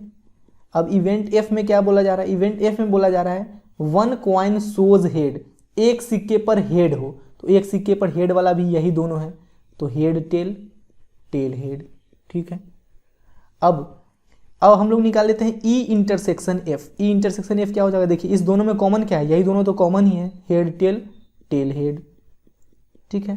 अब हम लोग निकाल लेते हैं number of outcomes in E intersection F. E intersection F में कितने आउटकम्स है, 1 2 है। अब हम लोग निकाल लेते हैं number of outcomes in event F. Event F में कितने आउटकम्स है, 1 2 है, ठीक है। तो probability of E by F क्या हो जाएगा, probability of E by F equal to हो जाएगा number of outcomes in E intersection F upon number of outcomes in event F. तो number of outcomes in E intersection F क्या है, 2, और ये भी 2 है, तो 2/2 ये आ गया 1। यही अपने लोग का आंसर है। अब सेकेंड को सॉल्व करते हैं। सेकेंड में बोला जा रहा है कि no tail appears, event E में जो है वो टेल अपीयर हो ही नहीं रहा है, तो नो टेल अपीयर वाला ये एक है, हेड हेड, हेड हेड, ठीक है। अब देखिए, अब यहाँ पे इवेंट एफ में क्या बोला गया है, इवेंट एफ में no head appear, no head appear, no head appear वाला कौन है? नो हेड अपेयर वाला यही केवल टेल टेल ही है, टेल टेल है, ठीक है। अब ई इंटरसेक्शन एफ निकालते हैं। अब इस दोनों में कॉमन कुछ भी नहीं है, यानी कि E intersection F equal to हो जाएगा 5। अगर हम लोग number of outcomes in E intersection F देखें तो इसमें कुछ कॉमन ही नहीं है, इसका मतलब नंबर ऑफ आउटकम्स 0 होगा। तो number of outcomes in E intersection F क्या हो गया? 0। अब number of outcomes in event F अगर देखें तो number of outcomes in event F क्या हो गया? 1। तो यहाँ पे हम लोग अगर probability of E by F निकालें तो ये हो जाएगा number of outcomes in E intersection F upon number of outcomes in event F. तो ये हो जाएगा 0/1, यानी कि 0 आंसर आ जाएगा। ये हम लोग का आंसर क्लियर हो रहा है ना? बात अच्छे से समझ में आ रहा है। क्वेश्चन नंबर 8 में बोला जा रहा है ए डाई इज थ्रोन 3 टाइम्स। एक डाई को 3 बार फेंका जाता है। तो सबसे पहले सैंपल स्पेस में क्या क्या आउटकम्स होगा उसको हम लोग लिख लेते हैं। हो सकता है कि पहले वाले डाई पे 1 आए, दूसरे वाले पे भी 1 आए, तीसरे वाले पे भी 1 आए। हो सकता है कि पहले वाले पे 1, दूसरे वाले पे 1, तीसरे वाले पे 2 आए। हो सकता है कि पहले वाले पे 1, दूसरे वाले पे 1, तीसरे वाले पे 3 आए।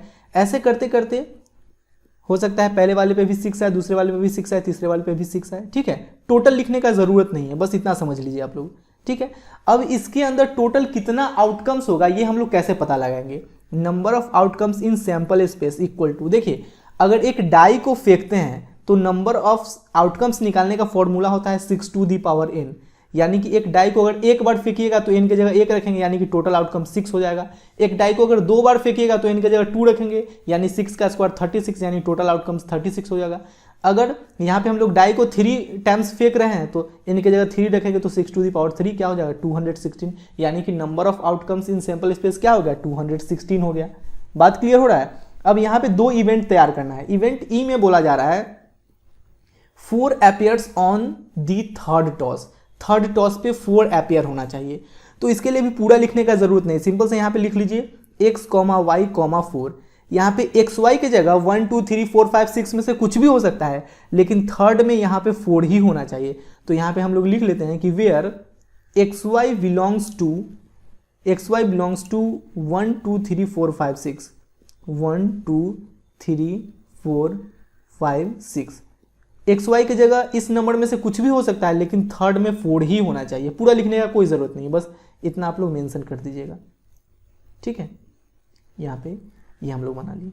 अब इवेंट एफ तैयार करते हैं। इवेंट एफ में बोला जा रहा है कि 6 and 5 appears respectively on first 2 toss, यानी कि फर्स्ट टॉस पे 6 एंड सेकेंड टॉस पे 5 होना चाहिए। तो यहाँ पे देखिए ये क्या हो जाएगा? ये हो सकता है 6 5 1, उसके बाद क्या हो सकता है 6 5 2, पहले 2 पे 6 5 होना चाहिए। उसके बाद क्या हो सकता है 6 5 3, उसके बाद क्या हो सकता है 6 5 4, उसके बाद क्या हो सकता है 6 5 5, उसके बाद क्या हो सकता है 6 5 6, ठीक है। अब अपने लोग को निकालना है probability of E by F. तो सबसे पहले हम लोग ई इंटरसेक्शन एफ निकाल लेते हैं। देखिए इस दोनों में कॉमन क्या है? इस दोनों में, इसमें वैसा ही आउटकम्स ना है जिसमें थर्ड पे 4 हो, और यहाँ पे थर्ड पे 4 वाला एक यही है, यानी कि इस दोनों में कॉमन क्या होगा? 6 5 4 कॉमन रहा होगा, तो ई इंटरसेक्शन एफ क्या हो जाएगा? 6 5 4। अब number of outcomes in E intersection F निकाल लेते हैं। तो number of outcomes in E intersection F क्या है? 1, ठीक है। अब number of outcomes in event F निकाल लेते हैं। इवेंट एफ में कितना आउटकम्स है? 1 2 3 4 5 6। तो अब probability of E by F क्या हो जाएगा? Probability of E by F हो जाएगा number of outcomes in E intersection F upon number of outcomes in event F. ये हो जाएगा 1/6। यही तो आंसर है। क्लियर है बात? अब क्वेश्चन नंबर 9 को सॉल्व करते हैं। यहाँ भी अपने लोग को probability of E by F निकालना है। बोला जा रहा है mother father and son line up at random for a family picture. Mother father and son जो है ये एक लाइन में लगता है किसी फैमिली पिक्चर के लिए। तो सबसे पहले हम लोग यहाँ पे सैंपल स्पेस तैयार कर लेते हैं। देखिए सैंपल स्पेस कैसे तैयार करेंगे? सबसे पहले हम लोग यहाँ मदर को फिक्स कर लेते हैं। अब बचा कौन? फादर एंड सन। तो मदर के बाद हो सकता है फादर एंड सन हो, या हो सकता है मदर के बाद सन एंड फादर हो, ठीक है। ये हो गया। अब यहाँ पे हम लोग सन को फिक्स कर लेते हैं, फादर को फिक्स कर लेते हैं, मदर के बाद फादर को फिक्स कर लेते हैं। अब फादर के बाद हो सकता है सन एंड मदर हो, या फादर के बाद हो सकता है मदर एंड सन हो, ठीक है। मदर को फिक्स कर लिए, फादर को फिक्स कर लिए, अब सन को फिक्स करते हैं, सन को फिक्स कर लेंगे। अब सन के बाद हो सकता है फादर मदर हो, या सन के बाद हो सकता है मदर फादर हो, इसके अलावा तो कुछ हो नहीं सकता है। ये हो गया अपने लोग का टोटल आउटकम्स।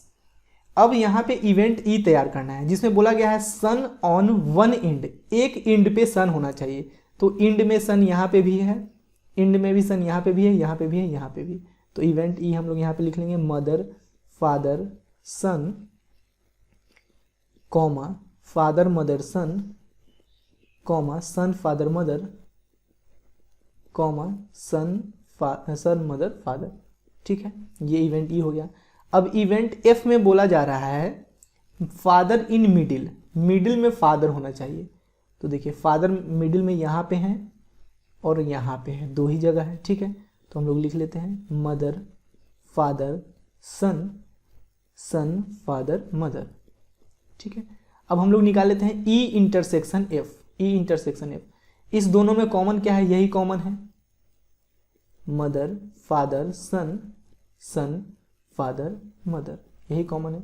ठीक है, मदर फादर सन सन फादर मदर। अब number of outcomes in E intersection F क्या है, number of outcomes in E intersection F है 2। ठीक है, अब number of outcomes in event F निकालते हैं। Number of outcomes in event F क्या है, 2 है, 2 है। तो अब अपने लोग को निकालना है probability of E by F. Probability of E by F equal to क्या हो जाएगा, number of outcomes in E intersection F upon number of outcomes in event F. तो ये क्या हो जाएगा 2/2 यानी कि 1। यही तो आंसर है अपने लोग का। क्लियर। क्वेश्चन नंबर 10 में बोला जा रहा है a black and a red dice are rolled. एक ब्लैक एंड एक रेड डाई को फेंका जाता है। तो सबसे पहले सैंपल स्पेस में क्या क्या आउटकम्स होगा वो हम लोग लिख लेंगे। या तो 1-1 होगा, या 1-2, या 1-3, या 1-4, 1-5, 1-6, 6-6 तक होगा। यहाँ पे एक बात आप लोग याद रखिएगा कि ये जो पहला नंबर है ये ब्लैक डाई का नंबर है और ये जो दूसरा नंबर है ये रेड डाई का नंबर है। ठीक है, क्या याद रखना है कि पहला नंबर जो है ये ब्लैक डाई का नंबर है और दूसरा नंबर जो है ये रेड डाई का नंबर है।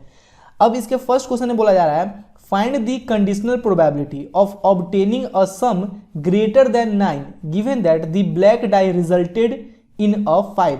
देखिए ये कंडीशनल प्रोबेबिलिटी है, ये अपने लोग को कैसा पता चलेगा, अपने लोग को प्रोबेबिलिटी निकालना है सम ग्रेटर देन 9 का एंड कंडीशन दे दिया गया है कि black die resulted in a 5, यानी कि कंडीशन ये दे दिया गया है एंड प्रोबेबिलिटी इसका निकालना है। तो ये कंडीशनल प्रोबेबिलिटी हो गया ना।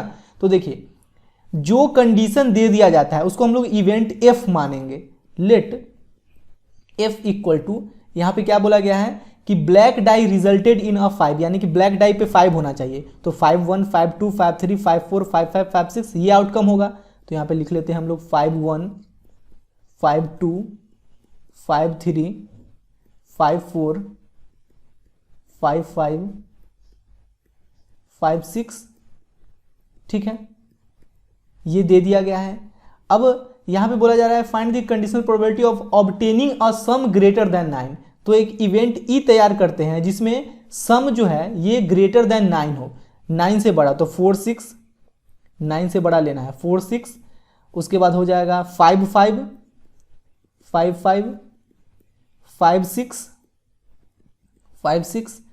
अब हो जाएगा 6-4, 6-4, 6-5, 6-5, 6-6। ठीक है, 6-6। इसमें ऐसा ही आउटकम्स है जिसमें सम जो है दो डाई पे जो नंबर है उसका सम ग्रेटर देन 9 है। ठीक है, अब अपने लोग को निकालना है probability of obtaining a sum greater than 9 and ये कंडीशन दे दिया गया है, यानी कि अपने लोग को निकालना है probability of E by F, यानी कि probability of event E when event F has already occurred. तो ये क्या हो जाएगा probability of E intersection F upon probability of F, या हम लोग ऐसा भी लिख सकते हैं कि number of outcomes in E intersection F upon number of outcomes in event F. तो देखिए सबसे पहले हम लोग ई इंटरसेक्शन एफ निकाल लेते हैं। ई इंटरसेक्शन एफ क्या हो जाएगा, E intersection F equal to हो जाएगा, इस दोनों में कॉमन क्या है, देखिए इस दोनों में कॉमन क्या है, इस दोनों में कॉमन है 5-5, 5-6, 5-5, 5-6। ठीक है, अब number of outcomes in E intersection F क्या है, number of outcomes in E intersection F है 2। अब number of outcomes in event F क्या है 1, 2, 3, 4, 5, 6 है। ठीक है, तो probability of E by F क्या हो जाएगा, probability of E by F equal to हो जाएगा number of outcomes in E intersection F upon number of outcomes in event F. तो number of outcomes in E intersection F क्या है 2 और नीचे 6, 2/6 यानी कि 1/3, यही अपने लोग का आंसर। ठीक है, अब इसके सेकंड में क्या बोला जा रहा है, सेकंड को सॉल्व करते हैं। सेकंड में बोला जा रहा है find the conditional probability of obtaining the sum 8 given that the red die resultant in a number less than 4, यानी कि रेड डाई पे जो नंबर है वो लेस देन 4 होना चाहिए। तो रेड डाई देखिए सेकंड नंबर जो आ रहा है ये रेड डाई का नंबर है, तो लेस देन 4 वाला लिखना है आपने लोग को, यानी कि ये पूरा हो जाएगा, ये पूरा लेस देन 4 यानी कि इतना हो जाएगा, यहाँ से लेकर यहाँ तक ये पूरा लिख लेते हैं हम लोग। सिंपल स्पेस पहले तैयार कर लेते हैं। जैसे जो देखिए एक बात यहाँ पे याद रखिएगा कि जो दे दिया जाता है, जो गिवन रहता है उसको हम लोग इवेंट एफ मानेंगे। ठीक है, तो यहाँ पे ये चीज़ दे दिया गया है एंड इसका प्रोबेबिलिटी निकालना है, तो इसको हम लोग इवेंट एफ मान लेते हैं।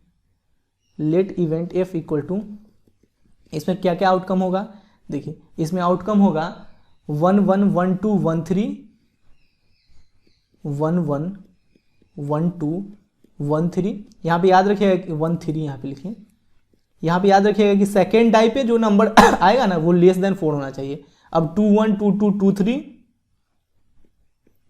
2 1 2 2 2 3 3 1 3 1 3 2 3 3 4 1 4 2 4 3, ठीक है 4 1 4 2 4 3 5 1 5 2 5 3 5 1 5 2 5 3 6 1 6 2 6 3, ठीक है। देखिए ये सेकंड यानी कि रेड डाई पे जो नंबर है ये लेस देन 4 है। अब बोला जा रहा है कि find the conditional probability of obtaining the sum 8 आने का प्रोबेबिलिटी, जिसको हम लोग इवेंट ई मान लेते हैं। अब देखिए 8 सम 8 आना चाहिए, तो 2 6 3 5 2 6, देखिए 2 + 6 8 हो गया ना, 3 5 2 6 3 5, और क्या होगा, और होगा 4 4 5 3 4 4 5 3 4 4 5 3, और क्या हो जाएगा, और हो जाएगा 6 2, ठीक है। अब अपने लोग को निकालना है, probability of obtaining the sum 8 given that the red die resulted in a number less than 4, यानी कि अपने लोग को निकालना है probability of E by F, यानी कि probability of event E when event F has already occurred. तो ये क्या हो जाएगा, number of outcomes in E intersection F upon number of outcomes in F. तो सबसे पहले हम लोग ई इंटरसेक्शन एफ निकाल लेते हैं। ई इंटरसेक्शन एफ क्या हो जाएगा, देखिए इस दोनों में कॉमन क्या है, इस दोनों में कॉमन देखिए इस दोनों में कॉमन क्या क्या है, 5 3 कॉमन है, 5 3 कॉमन है, 6 2 कॉमन है, हाँ 5 3 एंड 6 2 कॉमन है, तो यहाँ पे लिख लीजिए 5 3 एंड 6 2, ठीक है। अब देखिए number of outcomes in E intersection F क्या हो जाएगा, इसमें 2 है। अब number of outcomes in event F क्या हो जाएगा, number of outcomes in event F है 1 2 3 4 5 6 7 8 9 10 11 12 13 14 15 16 17 18, तो number of outcomes in event F है 18। अब हम लोग probability of E by F निकाल लेते हैं, तो ये हो जाएगा number of outcomes in E intersection F upon number of outcomes in event F, तो ये हो जाएगा 2/18 यानी कि 1/9, यही अपने लोग का आंसर, ठीक है। क्वेश्चन नंबर 11 में बोला जा रहा है a fair die is rolled, consider events E equal to 1 3 5 F equal to 2 3 and G equal to 2 3 4 5, find probability of E by F and probability of F by E. सबसे पहले हम लोग ई intersection F निकाल लेते हैं, E intersection F. ई intersection F क्या हो जाएगा, देखिए इस दोनों में कॉमन क्या है, इस दोनों में कॉमन है 3, तो ई इंटरसेक्शन एफ क्या हो गया, 3 हो गया। अब number of outcomes in E intersection F क्या है, number of outcomes in E intersection F है 1, इसमें 1 ही आउटकम है ना, तो number of outcomes in E intersection F हो गया 1। अब अपने लोग को निकालना है probability of E by F. First में probability of E by F equal to क्या हो जाएगा, फॉर्मूला क्या होता है, probability of E intersection F upon probability of, हाँ ये भी फॉर्मूला लगा सकते हैं, या number of outcomes in E intersection F upon number of outcomes in event F, ये भी फॉर्मूला लगा सकते हैं। तो number of outcomes in E intersection F क्या है, 1 है। Number of outcomes in event F क्या है, number of outcomes in event F क्या है, 2 है ना, 1 2, तो यहाँ पे लिख लीजिए number of outcomes in event F equal to 2, तो यहाँ पे लिख लीजिए 2, 1/2 हो गया। अब निकाल लेते हैं हम लोग probability of F by E. Probability of F by E क्या हो जाएगा, number of outcomes in F intersection E upon number of outcomes in event E. अब देखिए number of outcomes in F intersection E लिखिए या ई intersection F लिखिए, दोनों एक ही होता है, upon number of outcomes in event E. अब देखिए number of outcomes in E intersection F क्या है 1, अब number of outcomes in event E क्या है 1 2 3 3 है ना, number of outcomes in event E क्या है 3 है, तो यहाँ पे लिख लीजिए 3। तो probability of F by E क्या आ गया 1/3, ये आ गया 1/2। अब इसके सेकंड नंबर क्वेश्चन को सॉल्व करते हैं। यहाँ पे अपने लोग को निकालना है probability of E by G and probability of G by E. तो सबसे पहले हम लोग ई इंटरसेक्शन जी निकाल लेते हैं। ई इंटरसेक्शन जी क्या हो जाएगा, ई इंटरसेक्शन जी देखिए इसमें कॉमन क्या है, इसमें कॉमन है 3 5, तो ई इंटरसेक्शन जी हो जाएगा 3 5। अब number of outcomes in E intersection G निकाल लेते हैं। Number of outcomes in E intersection G क्या हो जाएगा 1 2, ठीक है। अब number of outcomes in event E हम लोग निकाल लेते हैं। Number of outcomes in event E क्या है, देखिए 1 2 3 3 है। Number of outcomes in event G क्या है 1 2 3 4 4 है। Number of outcomes in event जी है 1 2 3 4, ठीक है। अब देखिए अब हम लोग को निकालना है probability of E by G. Probability of E by G equal to क्या हो जाएगा, probability of E intersection G upon probability of G, या नंबर लिख लीजिए यहाँ पे, दोनों तो सेम ही होता है। Number of E intersection, number of outcomes in E intersection G upon number of outcomes in event G. तो number of outcomes in E intersection G क्या है 2 upon number of outcomes in event G क्या है 4, 2/4 यानी कि 1/2। अब निकालना है probability of G by E. देखिए probability of G by E निकालेंगे तो ये हो जाएगा number of outcomes in G intersection E upon number of outcomes in E. तो number of outcomes in G intersection E कीजिए या ई इंटरसेक्शन जी, दोनों बात सेम ही है, तो 2 by number of outcomes in event E क्या है 3, तो 2/3, यही आंसर हो गया अपने लोग का। क्लियर हो रहा है, समझ में आ रहा है। अब थर्ड क्वेश्चन को सॉल्व करते हैं। अब थर्ड क्वेश्चन में बोला जा रहा है probability of E union F by G निकालने के लिए। देखिए बहुत आसान है, probability of E union F by G. देखिए इसको हम लोग इस फॉर्मूले पे भी सॉल्व कर सकते हैं एंड बिना इस फॉर्मूले का यूज किए भी सॉल्व कर सकते हैं। कैसे, देखिए आप लोग को पता होना चाहिए कि probability of E by F equal to होता है probability of E intersection F by probability of F, या इसको हम लोग ऐसे भी बोल सकते हैं कि number of outcomes in E intersection F upon number of outcomes in event F, ऐसा भी बोल सकते हैं।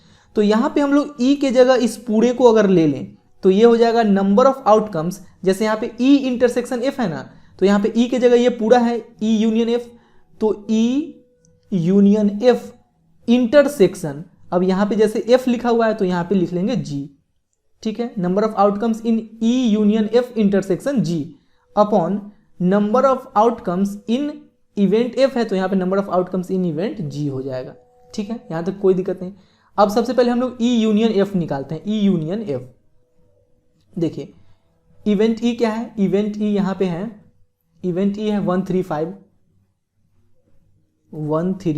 5 यूनियन इवेंट एफ क्या है, इवेंट एफ देखिए इवेंट एफ है 2 3, तो यहाँ पे लिखिए 2 3, तो ई यूनियन एफ क्या हो जाएगा, देखिए इस दोनों में जो कॉमन है, कुछ भी कॉमन नहीं है, तो ये हो जाएगा E union F equal to हो जाएगा 1 3 5 2 3, ठीक है। देखिए जब ई इंटरसेक्शन एफ निकालते हैं तो इसमें जो कॉमन रहता है उसको लिखते हैं, ई यूनियन एफ लिखेंगे तो इसमें से जो कॉमन है उसको तो लिखेंगे ही, बाकी बात जो बच जाता है उसको भी लिखते हैं, तो इसमें से तो कोई कॉमन है ही नहीं, तो बाकी बात जो बच गया उसको हम लोग लिख लेंगे, यही ई यूनियन एफ हो गया।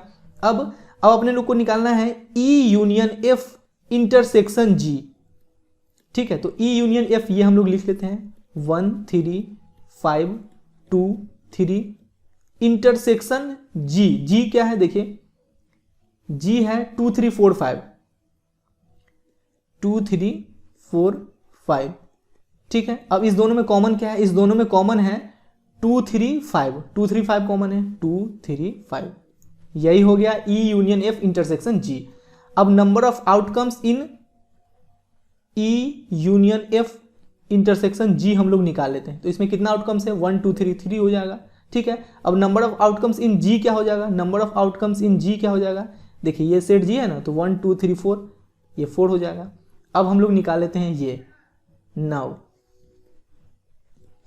Probability of E union F upon G equal to number of outcomes in E union F intersection G upon number of outcomes in G. तो ये क्या है, ये है 3 और नीचे क्या हो जाएगा, number of outcomes in event G क्या है 4, 3/4 यही आंसर हो जाएगा। ठीक है ना, आसान है, कुछ मुश्किल नहीं है, एक बार और देखिए ना समझ में आ जाएगा। अब अपने लोग को बोला जा रहा है निकालने के लिए probability of E intersection F by G. देखिए now probability of E intersection F by G, देखिए सिंपल सा है। यहाँ पे probability of E by F क्या है, number of outcomes in E intersection F by number of outcomes in event F. तो यहाँ पे क्या हो जाएगा, number of outcomes in E intersection F intersection G. ठीक है ना, जैसे कि यहाँ पे ई लिखा हुआ है तो इस पूरे को अगर हम लोग ई माने तो यहाँ पे ई की जगह ये पूरा रख दिए intersection G upon number of outcomes in event G. अब देखिए सबसे पहले हम लोग ई इंटरसेक्शन एफ निकाल लेते हैं। ई इंटरसेक्शन एफ क्या है, ई इंटरसेक्शन एफ हम लोग ऊपर निकाल रखे हैं, यहाँ पे देखिए ये है ई इंटरसेक्शन एफ, ये 3 है। ई इंटरसेक्शन एफ क्या है 3। अब सबसे पहले यहाँ पे इवेंट जी को लिख लेते हैं। इवेंट जी क्या है, देखिए इवेंट जी है 2 3 4 5 2 3 4 5 2 3 4 5। अब अगर हम लोग ई इंटरसेक्शन एफ इंटरसेक्शन जी निकालें तो देखिए ई इंटरसेक्शन एफ क्या है 3 है, 3 है। इंटरसेक्शन जी क्या है, जी है 2 3 4 5 2 3 4 5। अब देखिए इंटरसेक्शन निकालने के लिए इस दोनों में कॉमन देखते हैं तो कॉमन क्या है 3 है, तो ये ई इंटरसेक्शन एफ इंटरसेक्शन जी क्या आ गया 3 आ गया। अब नंबर ऑफ आउटकम्स निकाल लेते हैं। Number of outcomes in E intersection F intersection G ये आ गया, यहाँ पे 1 है ना, टोटल आउटकम्स यहाँ 1 है तो 1 हो जाएगा। अब नंबर ऑफ आउटकम्स इन जी निकाल लेते हैं। नंबर ऑफ आउटकम्स इन जी क्या हो जाएगा 1 2 3 4 4 हो जाएगा। ठीक है, तो ये क्या हो जाएगा, इसको हम लोग यहाँ पे लिख लेंगे। देखिए इसके जगह क्या लिख लेंगे 1 upon number of outcomes in event G क्या है 4, तो 1/4 यही अपने लोग का आंसर। कुछ मुश्किल है क्या, समझ में आया अच्छे से। क्वेश्चन नंबर 12 में बोला जा रहा है assume that each born child is equally likely to be a boy और a girl if a family has 2 children. पहले तो सिंपल स्पेस बना लेते हैं। देखिए या तो बॉय बॉय होगा दोनों, या तो बॉय गर्ल होगा, ठीक है, या तो गर्ल बॉय होगा या तो गर्ल गर्ल होगा। ठीक है, इसके अलावा और कुछ भी नहीं है। अब यहाँ पे बोला जा रहा है what is the conditional probability that both are girls given that the youngest is a girl at least 1 is a girl. देखिए अपने लोग को प्रोबेबिलिटी किसका निकालना है, बोथ आर गर्ल्स। तो जिसका प्रोबेबिलिटी निकालना है उसको हम लोग इवेंट ई मान लेते हैं। Let event E equal to both are girls, both are girls.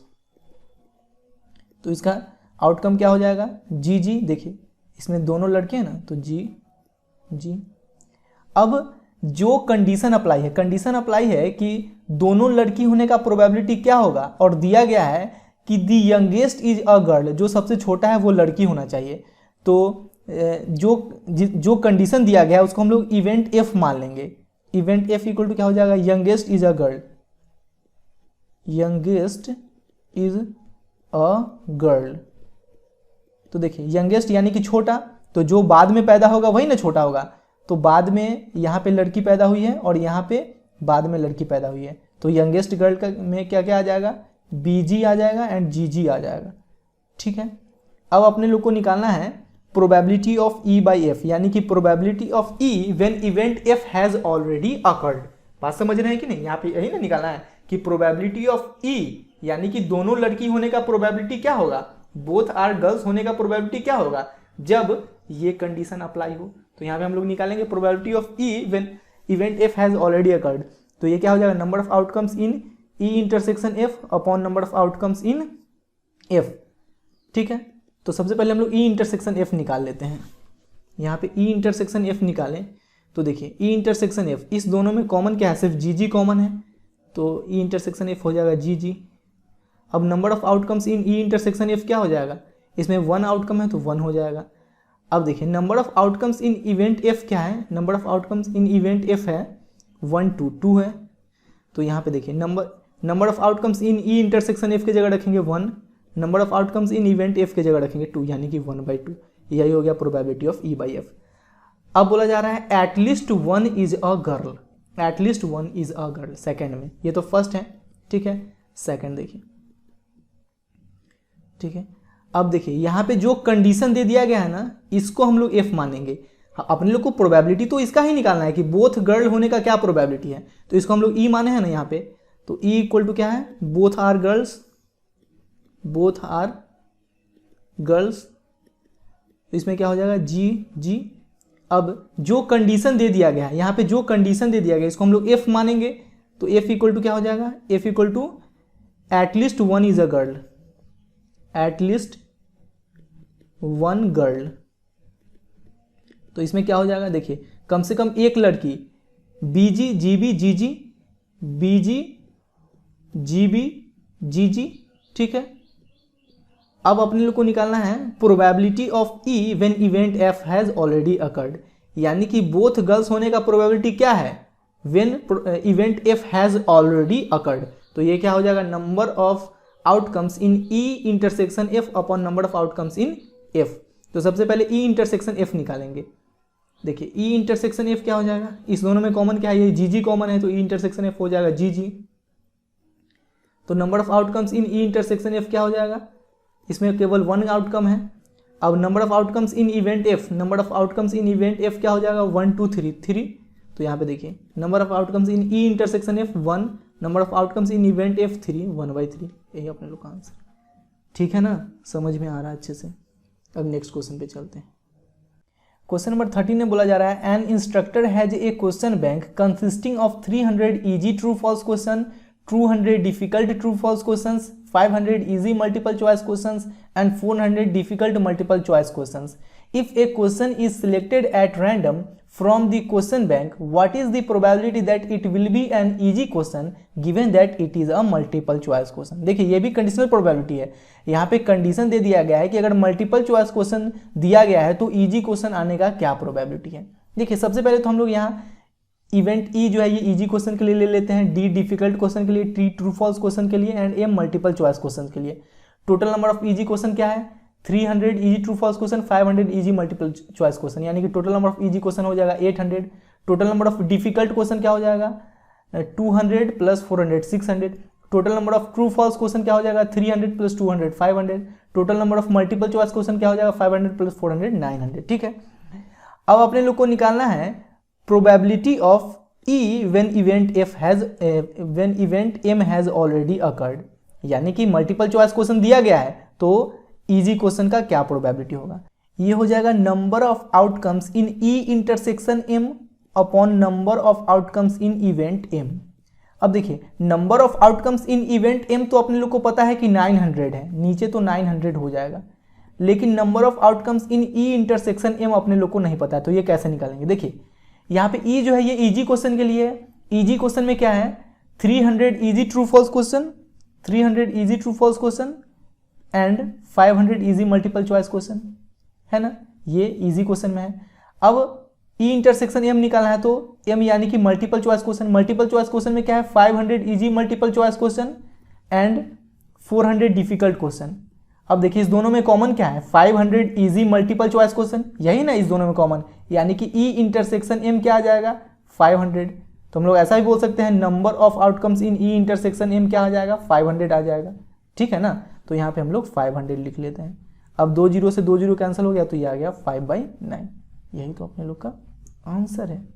कोई प्रॉब्लम है क्या, आसान है, बहुत आसान है, कुछ मुश्किल नहीं, घबराओ नहीं। क्वेश्चन नंबर 14 में बोला जा रहा है given that the two numbers appearing on throwing 2 dice are different, find the probability of the event the sum of numbers on the dice is 4।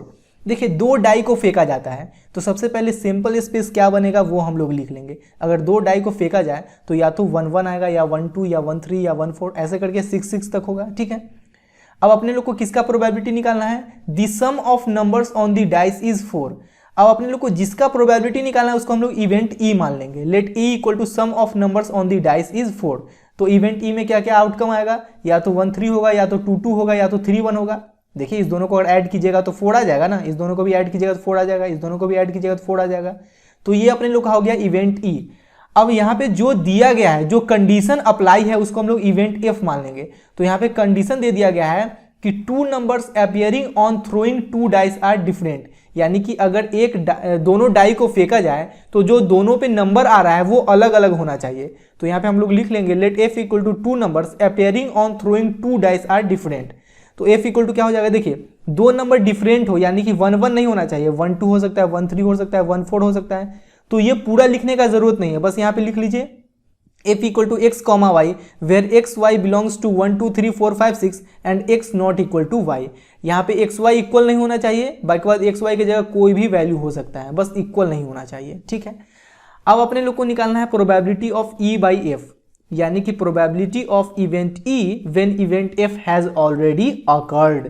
तो ये क्या हो जाएगा, number of outcomes in E intersection F upon number of outcomes in event F. तो हम लोग सबसे पहले ई इंटरसेक्शन एफ निकाल लेते हैं, यहां पे निकाल लीजिएगा पहले। नाउ ई इंटरसेक्शन एफ, देखिए ई इंटरसेक्शन एफ क्या हो जाएगा, यहां पे है 1 3 2 2 3 1 और यहाँ पे जो भी नंबर है इसमें ये दोनों इक्वल नहीं है, ये दोनों इक्वल वाला नहीं है, बाकी बात सारा है, या ये दोनों डिफरेंट है। तो इस दोनों में अगर कुछ कॉमन निकाले तो डिफरेंट वाला होगा, 1 3 एंड 3 1 होगा, 2 2 तो होगा नहीं क्योंकि 2 2 इसमें भी नहीं है, ये दोनों इक्वल नहीं है इसमें। तो यहाँ पे हो जाएगा ई इंटरसेक्शन एफ क्या हो जाएगा 1 3 3 1, ये हो गया, ठीक है। तो number of outcomes in E intersection F क्या हो जाएगा, यहाँ पे 2 आउटकम है तो 2, ठीक है।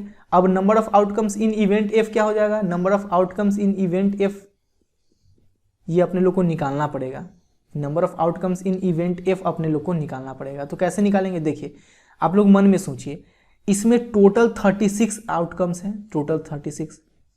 अब यहाँ पे जो सेम नंबर है वैसा कितना है, या तो 1 1 है, या 2 2 है, या 3 3 है, या 4 4 है, या 5 5 है, या 6 6 है, यानी कि टोटल 6। तो 36 माइनस 6 क्या हो जाएगा 30, यानी कि number of outcomes of event F क्या हो जाएगा, ये हो जाएगा 30 हो जाएगा। तो यहाँ पे हम लोग रख लेंगे 2 और यहाँ पे 30, यानी 2/30 इक्वल टू 1/15, यही अपने लोग का आंसर है, ठीक है। क्वेश्चन नंबर 15 में बोला जा रहा है consider the experiment of throwing a die, if a multiple of 3 comes up throw the die again and if any other number comes toss a coin, find the conditional probability of the event the coin shows a tail given that at least one die shows a 3। देखिए बहुत आसान question है, बोला जा रहा है consider the experiment of throwing a die, अगर एक डाई को फेंकिएगा तो या तो 1 आएगा, या तो 2 आएगा, या तो 3 आएगा, या तो 4 आएगा, या तो 5 आएगा, या तो 6 आएगा। बोला जा रहा है if A multiple of 3 comes, यानी कि 3 का मल्टीपल यानी कि 3 या 6 अगर आता है तो थ्रो दी डाई अगेन, तो डाई को फिर से फेंकिए।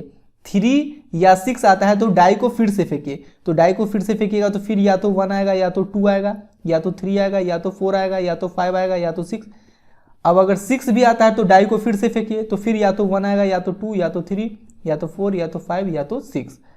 अब बोला जा रहा है if any other number comes toss a coin, अब अगर कोई और नंबर आता है 3 और 6 को छोड़कर तो क्वाइन को टॉस कीजिए। अगर 1 आता है तो क्वाइन को टॉस करेंगे तो या तो हेड आएगा या तो टेल आएगा, फिर अगर 2 आता है तो क्वाइन को टॉस करेंगे तो या तो हेड आएगा या तो टेल आएगा। उसी प्रकार से 4 अगर आता है तो क्वाइन को टॉस करेंगे तो या तो हेड आएगा या तो टेल आएगा। उसी प्रकार से अगर 5 आता है तो क्वाइन को टॉस करेंगे तो या तो हेड आएगा या तो टेल आएगा। बात समझ रहे हैं कि नहीं। पहले एक डाई को हम लोग फेंके हैं, अगर 3 या 6 आता है तो फिर से डाई को फेंकिए, तो फिर से डाई को फेंकिएगा तो या तो ये आएगा या तो ये आएगा। अब 3 और 6 को छोड़कर बाकी बात अगर कोई नंबर आता है तो सिक्का को उछालिए, अगर 1 आता है तो सिक्का को उछालिएगा तो या तो हेड आएगा या टेल। 2 आता है तो अगर सिक्का को उछालिएगा तो या तो हेड आएगा टेल। उसी प्रकार से 4 5 अगर आता है तो सिक्का को उछालिए।